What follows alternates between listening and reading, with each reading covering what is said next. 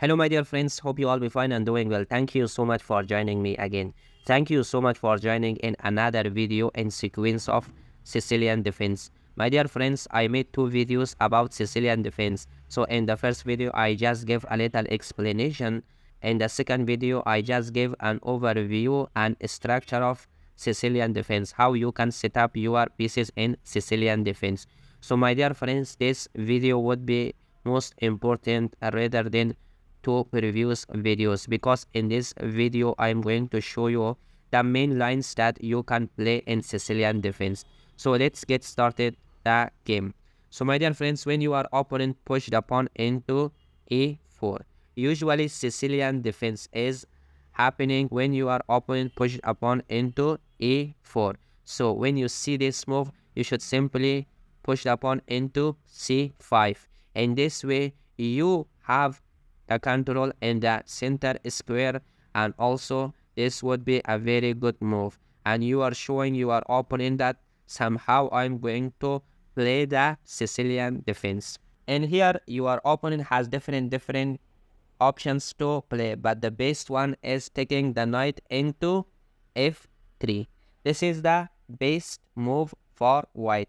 So when you see this move, so you should just simply push your pawn into d6. My dear friends, and here you are not protecting the pawn into c5 by pushing the pawn into d6. But the main idea behind pushing the pawn into d6 is preventing your opponent to push the pawn into e5. This is the main idea. So, and here your opponent push the pawn into d4. This is the main lines. So usually we should think about the main lines and we should calculate the main lines. If your opponent is not playing the main lines, so it would be very bad for him. So he will not keep himself safe while playing this opening. So I'm teaching you that if your opponent going to play the base moves against you, how you should play. So when you see that your opponent push the pawn into d4, as you know that d4 is a center pawn and your pawn is not in a center pawn, so it is very good for you to replace your passive pawn with active pawn of your opponent.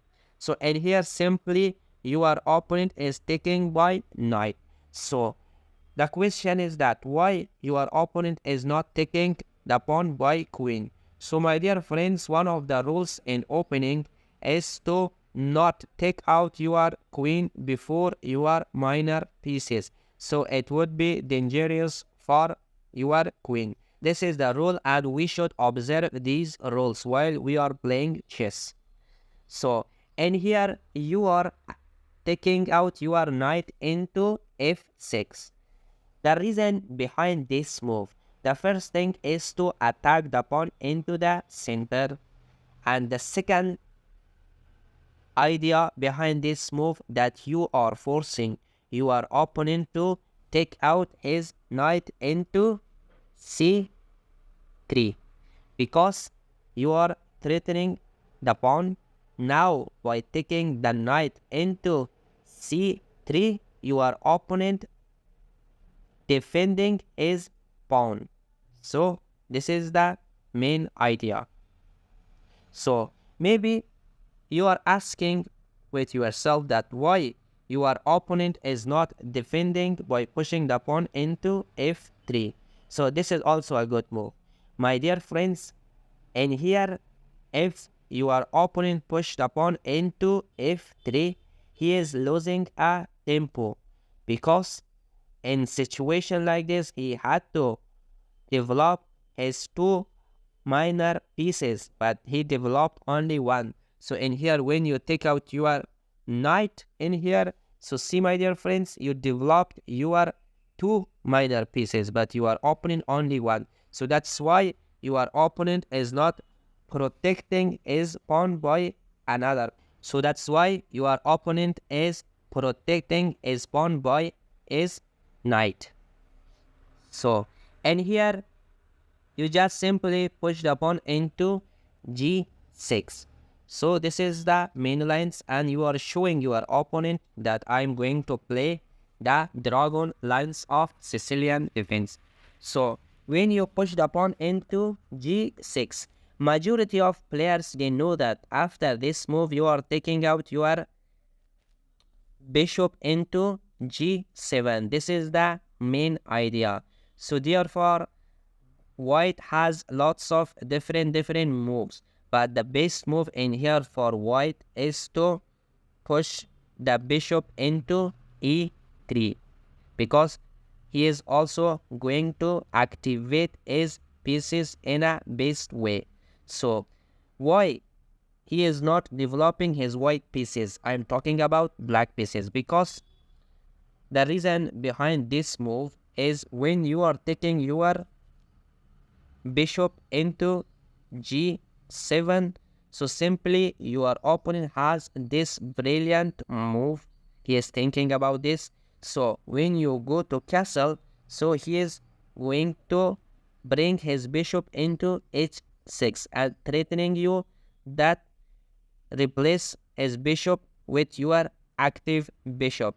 As you play the Sicilian defense, the black bishop is the heart of dragon, as you are playing the dragon lines. So therefore, it is not good for you to replace your active bishop with his passive bishop.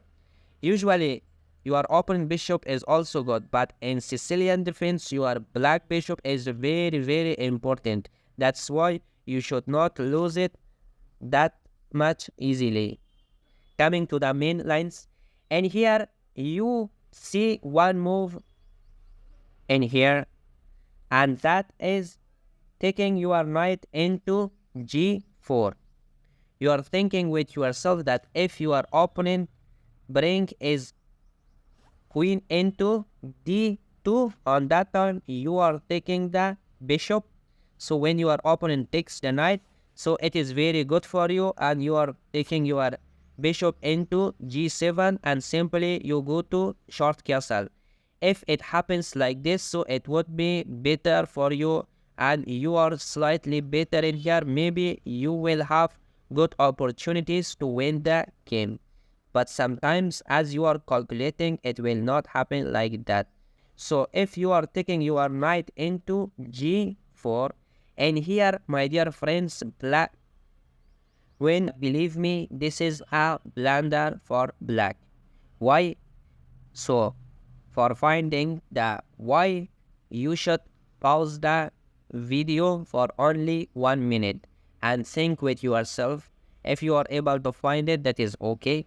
If you are not able to find it, so I'm going to tell you how. So my dear friends, in here white can play the best move in here, and that is giving a check. So if you cover this check with your bishop, so in here your opponent can win a free knight. So you cannot take the queen because your bishop is pinned with your opponent bishop. So in this way you are losing a pieces. If he covers with knight, what happens? Again, same scenario, it will happen. So he is taking, so you don't have any option. So you are taking, now your opponent is taking the pawn for free. If you cover it, so in here your opponent also can take the knight with his queen, and also can take the rook. So now in this situation, we can say that white is in a very good position, and easily he can win the game. When you see this move, my dear friends, you just simply take your bishop into g7. So now your opponent is putting the queen into d2, and the idea behind this move is to go long castle and also attack to your king side, and also pushing the pawn from this side. So it is not that much easy for white to attack in this side, because you also have attack to his castle side, and in this situation and in this position you have the chance to checkmate your opponent before he checkmate you. For example, if your opponent takes the queen into d2, on that time you have this fantastic move. So now your opponent does not have the previous opportunity. For example, if he gave a check, so simply you can block it by your bishop. If he takes, so simply you are taking by your knight and activating another knight. And this way your previous knight is also safe because the queen displaced from d1. And this way, this is the best move. You can attack to your opponent, and here you can win the bishop. For example, if he comes here, so simply you are pushing the pawn, so it is not a good idea for him. So you will have lots of good move as well. So if he goes to castle, so simply you are taking. When he takes, so simply you are going castle. Now your opponent wants to attack from this side, but believe me, you have also attack from this side and you are attacking. And one of the most famous move in here is to taking the bishop into c4 is happening in this situation. So simply you should take out your knight. If he replaces, so that's better. If he is not replacing, so in the next move, if he pushed the pawn, so simply you should not in hurry, you can take it. So that's why maybe he is not pushing the pawn, so just he is going to do like this. So especially in this situation, you can have attack to the bishop. For example, if he defends his bishop, so therefore you will have this fantastic move, and also you are locking this situation, so your opponent cannot push the pawn, so therefore you can easily take it.